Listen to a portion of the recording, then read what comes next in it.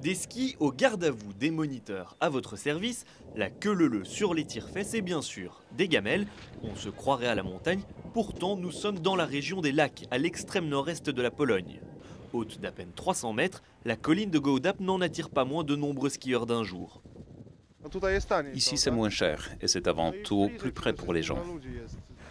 Plus près pour les habitants de la région, mais aussi pour les voisins étrangers. Gołdap est frontalière avec la Russie et à 40 km de la Lituanie. Cette famille lituanienne arrivée dans la matinée habite à 180 km d'ici. Elle fera le retour le soir même.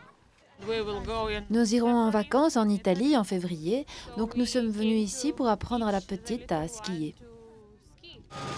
Le propriétaire de cette colline, le voici. Mirosław Rudziewicz a 38 ans et dirige 3 entreprises dans le bâtiment et le secteur agricole. L'année dernière, il a racheté cette station laissée à l'abandon pour près d'1 million d'euros.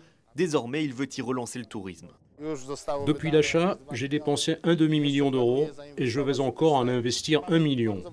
On a de très grandes perspectives de croissance car on sait qu'il y a du potentiel. Pour attirer la clientèle, la station offre un service complet à prix cassé. Ici, le forfait pour 10 descentes sur l'une des 2 pistes, plus la location du matériel, coûte moins de 10 euros.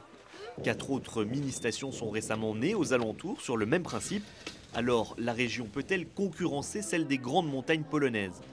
Nous ne sommes pas une grande concurrence pour nos montagnes, mais plutôt une alternative pour le week-end. Le propriétaire de la station de Gołdap espère tirer des bénéfices d'ici 4 à 5 ans.